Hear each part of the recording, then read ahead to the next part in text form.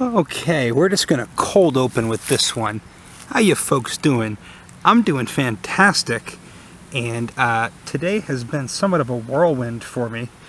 Came out to this spot, which will remain highly undisclosed, other than the fact that this is somewhere in southeastern Massachusetts here. Top secret because of what we're looking at here. This is, and even though it does not have this title, but functionally the rarest species of orchid in the Northeast.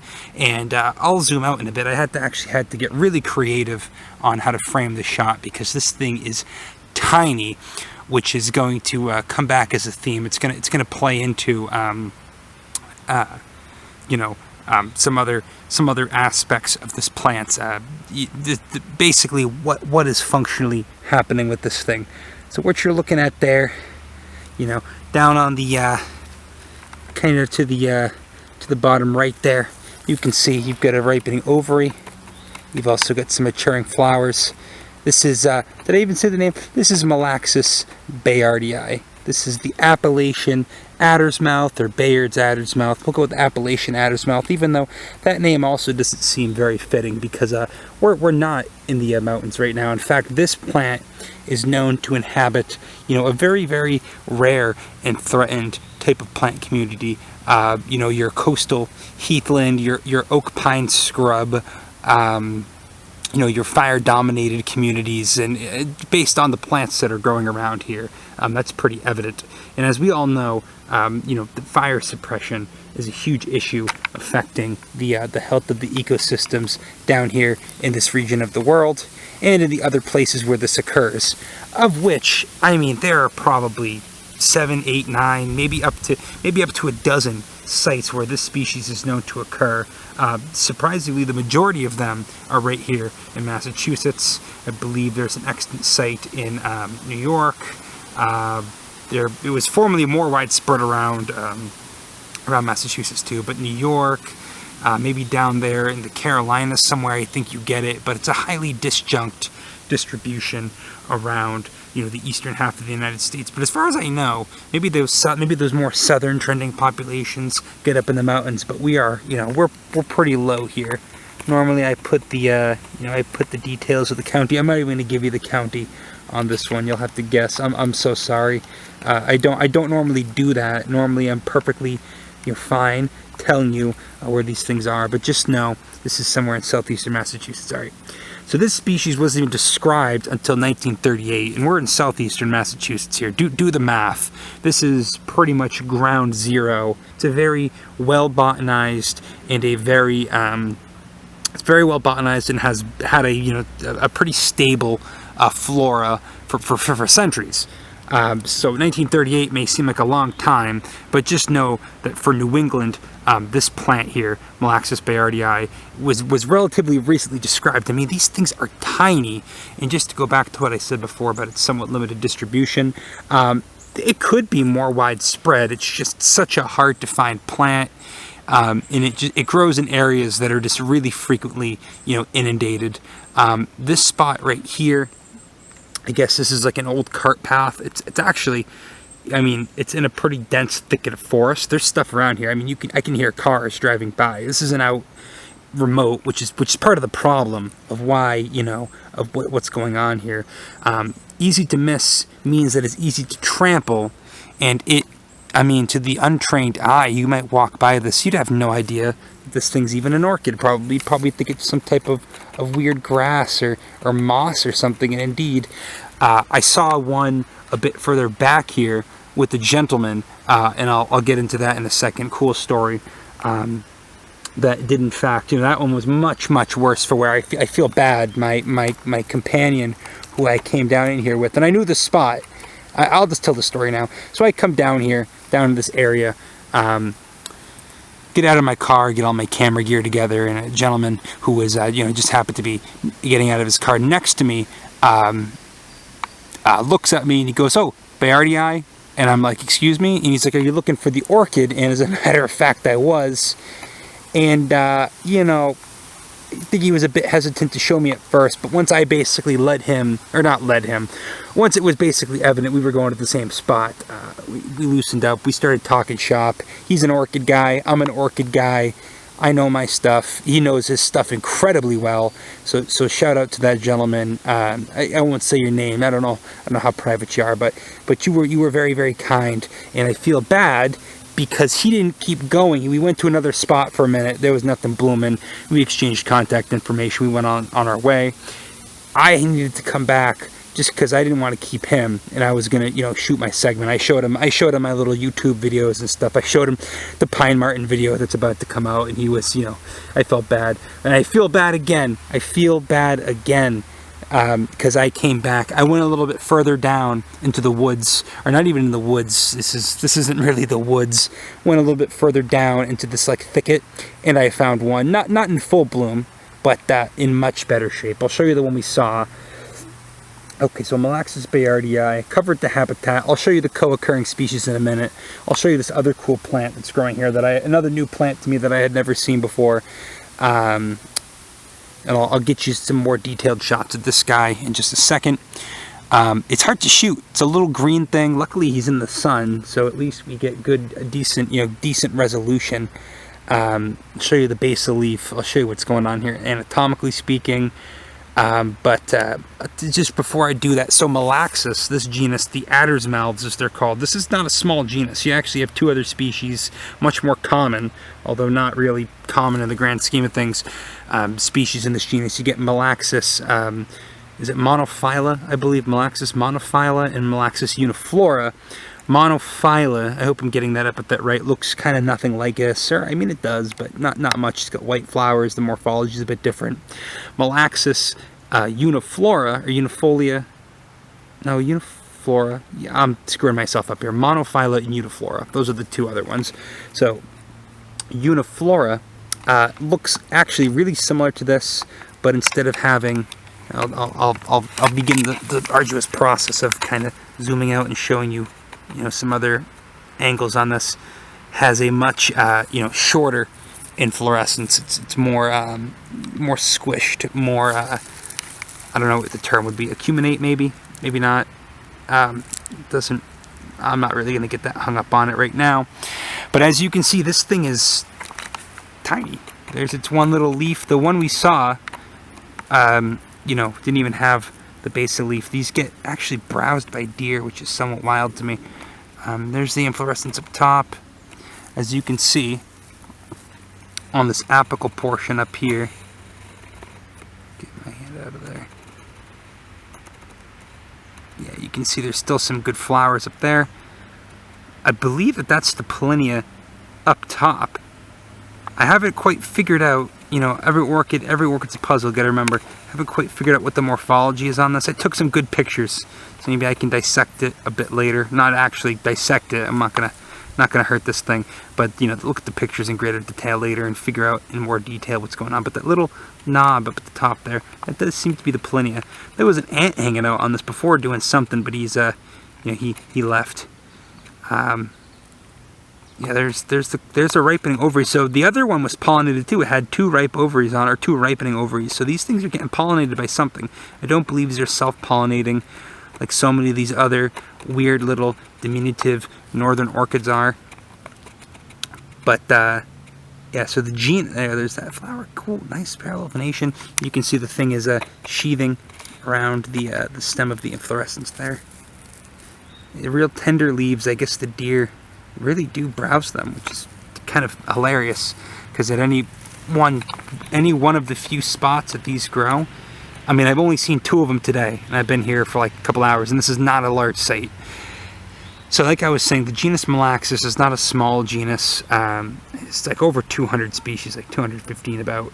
A lot of them, and you'll take note that this is unusual, because remember, a lot of these orchids are like, Platanthera, bog orchids. They grow in much more mesic conditions or hydric conditions. Basically, some of them are damn near emergent from the water, like Pogonia ophioglossaides.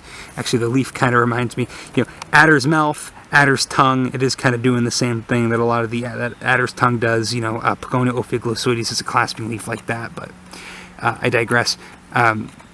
So this is one of the few orchids that really, really tends to heavily favor these dry sites, which is unusual of the up for the region. But then you do a little bit of digging into the genus. Not only is the genus large, it's also widespread. You get these in the tropics. You get them, in India, Asia. But then I was also surprised to find out quite a few species of Malaxis down in the southwest, down in the desert states. And then it started clicking for me. Oh, okay, maybe the genus, has a propensity for drier sites. Maybe that's something it can do. Of course, not all the species do that, but enough certainly do. You don't really tend to get many orchids in the desert, but at least in the Americas, ones that you do get tend to be, or some of the ones you tend to get are at least, from this genus. So that kind of helped me connect a few dots. So, I mean, I could talk all day and just keep staring at this thing. I've been here for a while. I've been taking pictures. But, no reason to drag this out ridiculously long. We can say goodbye to Malaxis bayardii for now. Definitely going to be logging this with the state with as much detail as I can get. Unfortunately, I do really have to be vague about where this is, because this is not a super well, protected spot. I mean, I'm looking down the trail here. There's a building right behind me, actually, and I'm looking down the trail. I can see cars going by, but fortunately, this is a spot where it's for as close as it is to habitation, it's relatively inaccessible. It was kind of actually a pain in the ass to get over here, which is why when I was here with that guy before, we kind of stopped where we did when we found the one specimen we found, and then turned around. But I came back. I just had a hunch, I was gonna have to beg an acquaintance of mine for good close-ups if I wanted to show you what the actual flowers looked like, or what the thing looked like when it wasn't nearly completely senesced. But I'm happy that I came back, and like I said, that one was even missing its basal leaf. So we'll leave this alone, log it with the state. This is a known population. If you are thinking, hey, I know Malaxis bayardii, that's probably where I've been. Yeah, I think this is one of the more robust populations, one of the more well-known ones, but again, no need to blow it up, no need to share anything super specific about the locality. However, the habitat type is also cool, and I will show you some of the co-occurring species, and I'll make sure to keep out any distant shots that we can't really, I don't want anybody to triangulate it. So, say goodbye to Malaxis bayardii. Cool day. Think I made a new acquaintance. Seemed like a very kind gentleman, very knowledgeable about orchids, and I hope that I get to make some cool videos based off of some of the spots that we get to talk about, or maybe we'll go botanizing together sometime again. In any case, just we'll keep it a secret. We'll keep it a secret. You get a ton of what I assume is hair cap moss, and then you get a whole bunch of. I'll show you a better specimen in a minute, but you get Ilex opaca. And then you get Galteria procumbens, which was in bloom. There we go. Cool member of the family. Ericaceae. Could almost mistake it for a blueberry, like a tiny little, tiny little blueberry if it wasn't, completely out of season. Still got the ursulate corolla, so typical of Ericaceae. Nice shiny glabrous leaves. This is a cool one because you can go look for it even, even in the winter. This guy will be popping up, with the berries are persistent. So that's a couple of the little ground cover things. We'll get around, I'll show you, here, I'll just show you this right now. Here's a much more mature Ilex opaca. Not fun. I've been crawling through this stuff all day. Very sharp and unpleasant. Tons of poison ivy here too. I actually already have a poison ivy rash, so let's see if we can double down on that, because that'd be real fun, Just double down on the poison ivy rash. And then you get also, in the spiny, obnoxious category, you've got Smilax, tendifolia. You've got the greenbrier. Actually, this one's not looking too spiny, but some of these have some. I'll find a better one. Some of these have some real, some real nice, some real winners on them. Ow! There's a lot of pokey stuff. Yeah, here you go. Here's a Smilax climbing the tree. Liliales is the order. Smilaceae is a family. This is actually the sister family to lilies. So, you know, you see a lot of those things that look like lilies, like Homerocallis or even Trillium. You know, some of these things that aren't, that they're not true lilies, but they're called lilies, or they're in the lily family or lily order. This is the sister family to Liliaceae. The true lily family is a much bigger ilex right there. Ilex opaca, the American holly, and I think we've just got a red maple here, Acer rubrum. Of course, the two dominant trees, not exactly, I don't want to zoom out too much, not exactly you know, dominant in the typical sense, because you got to remember this species that we've been looking for, Malaxis bayardii, it likes the disturbance, but the trees that are, you know, kind of around it get a lot of pitch pine, Pinus rigida. This one fell down, and then some red, you know, red oak, Quercus rubrum. There's some other stuff around here. I gotta kind of get out of this thicket. I'm gonna show it to you. And then honestly, we can honestly wrap up. This is enough of a treat. This is kind of a selfish episode I'm making for myself. You can see. Find the orchid in this picture. You can see why these things are so elusive. It's there, trust me. There is an orchid in this picture somewhere. But let's go see a couple of the other things going on. Honestly, let's get out of here. I gotta finish making another orchid related video on my way back home. So we'll hop to it. There's our Malaxis again. He's right there. And then, oh yeah, right here. Bagia repens. It's the same family as the Galteria, which is right there. Ericaceae. But this is another one that they report as being a pretty important, you know, co-occurring species with the Malaxis. And indeed, all this moss that's actually quite prevalent here is all haircap moss, which I'll put the appropriate scientific name for, you know, down in the subtitles. I care a lot more about bryophytes and lycophytes sometimes than I do about grasses, which is my own fault. All right, a couple other things to show you, and we'll get out of here. Yeah, so when we came through the first time, this was the one we found. You know, I had to hack through a lot of extra stuff to go find the nice one that I found. So this is the one that my companion found. As you can see, he's still got a couple good flowers up at the top, but most of them have senesced, and this one's missing the leaf. Like we said, apparently the deer surprisingly like this one, and I had to remember where it was. It was coming up next to a tiny little ilex that you can see something took a bite out of. I guess sometimes even slugs will get to these, so rare and delicious to herbivores apparently. So just to give you an idea of what you're looking for, I mean, you walk through, zoom way back out. Here's me at human height looking down.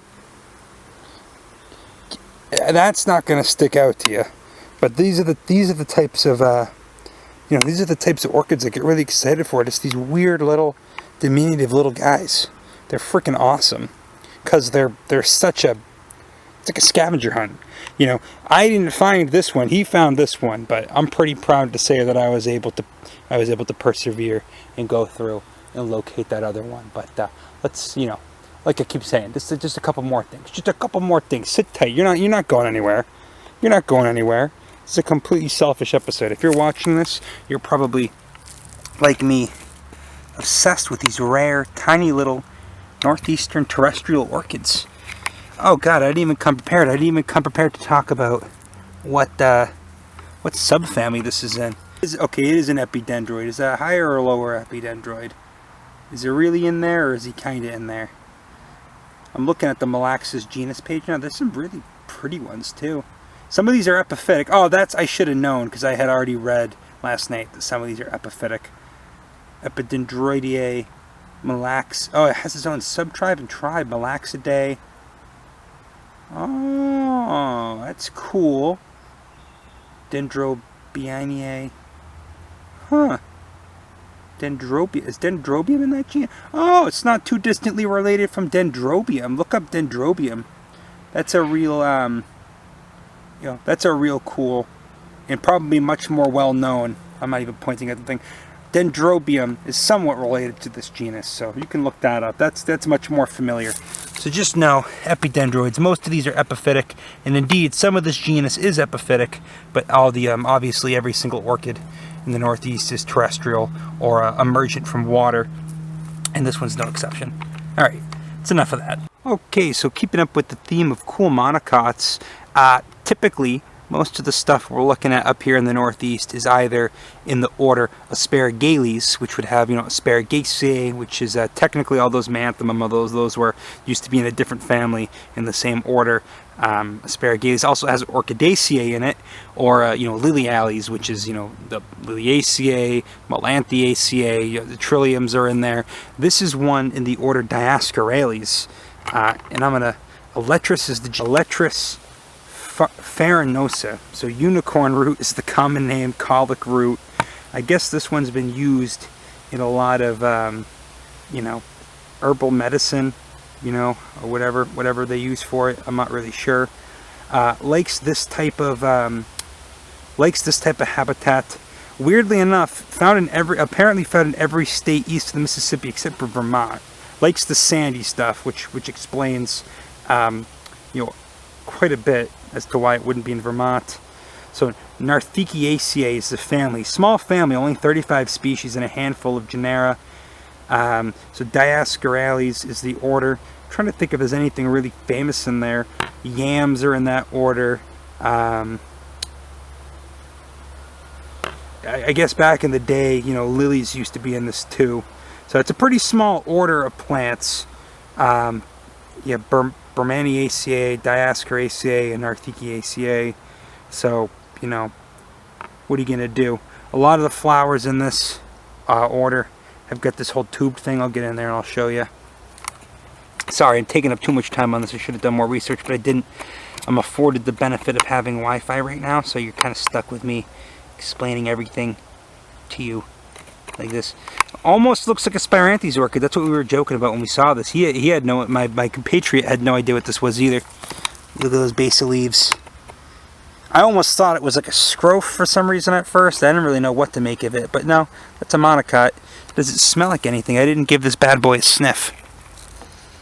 No real fragrance. But that's enough about that for right now.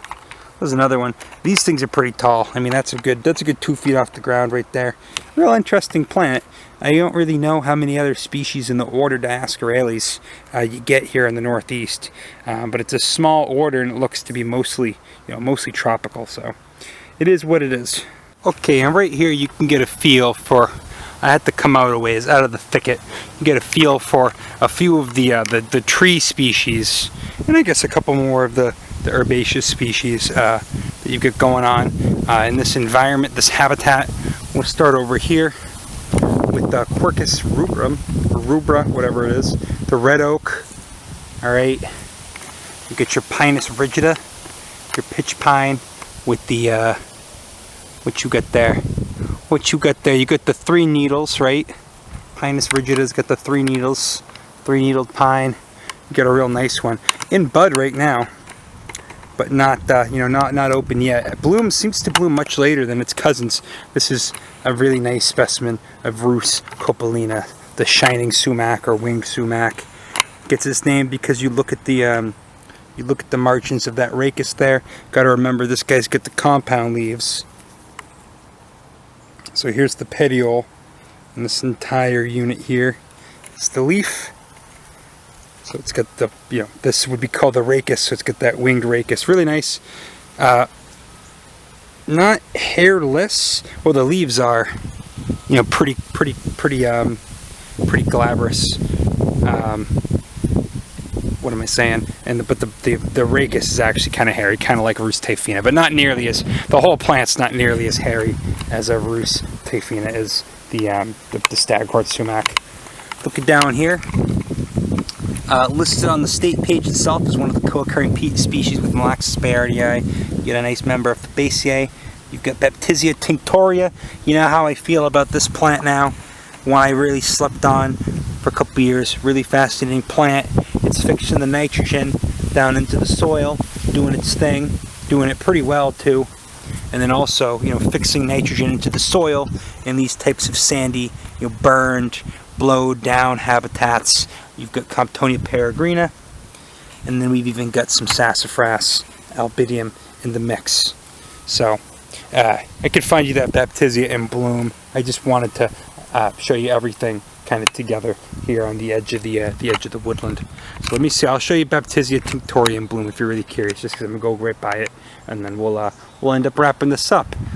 Probably not actually that quick of a video, probably on the longer side, all said and done. Okay, and last thing, here is a wonderful, beautiful, blooming Baptisia tinctoria. Obvious member. Oops, am I doing that? Ah, damn it.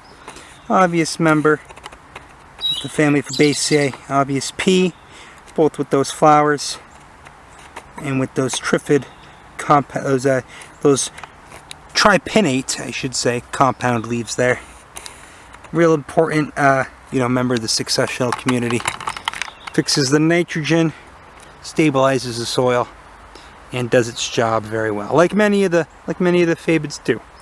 So anyway, I'm making this episode purely for selfish reasons. If you don't find a tiny little minuscule, super rare orchid, not showy, but super rare orchid interesting, that's entirely on you.